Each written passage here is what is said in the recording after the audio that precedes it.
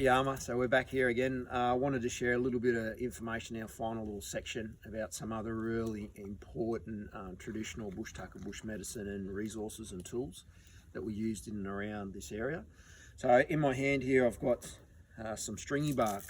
Now the stringy bark tree is very, very important to know about in terms of you want to survive in the bush and you don't have much in the way of dry firewood. So this is really flammable. It sort of has that same combustibility or ability to catch on fire like the husk of a coconut tree or even some of the inside fur down the bottom of Xanthorrhoea, the grass tree.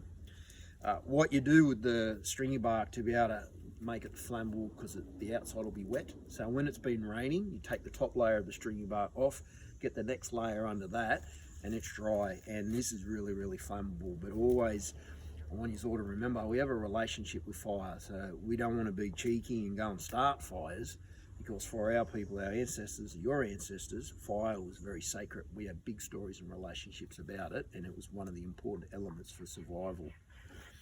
Stringy bark's also really good for using the wood for coolamans. And now this is not a stringy bark coolaman, but for those that may not necessarily know what a coolaman is, it's a bark dish that you could carry things in. There'd be bush tucker berries, and I think we've got a visitor off in the distance. I think there's a lyrebird hanging around here somewhere by the sounds of it, I'm not sure. Let's just make sure it's not a panther. It's really good for, it's a carrying vessel, and even putting some fur in it, you carry young fellas in it, and even some of those women could change the shape of these and put water in it. So they're very, very good, and the reason that I like the stringy bark for coolamans is the wood's very light and very pliable, and it can be shaped really well. You don't want to be lugging something that's really heavy around anyway. So that's a little bit about the stringy bark. Also really good for using the branches for other artifacts, clapsticks, and wooden axes and those sorts of things, boomerangs.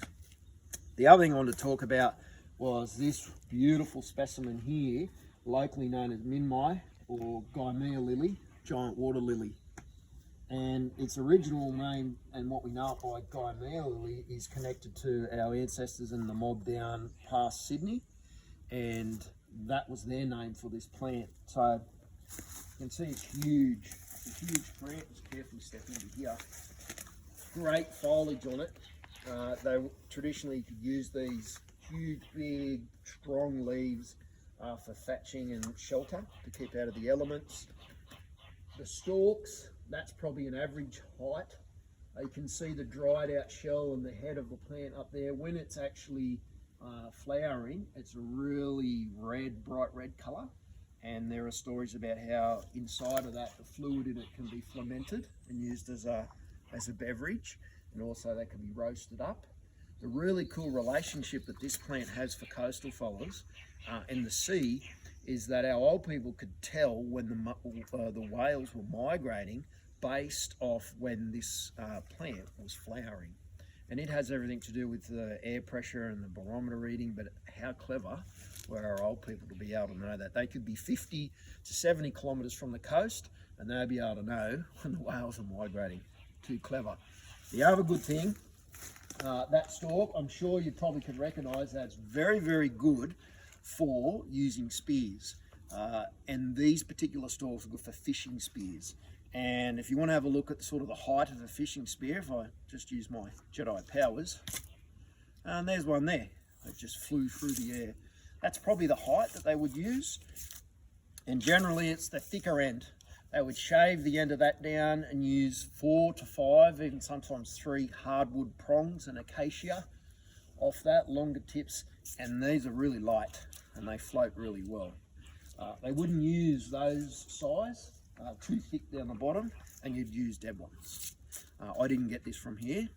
This was something we brought with us because we want to look after this place. You don't need to destroy our mother for no reason. So there's just a few things to share with you that's around on country here.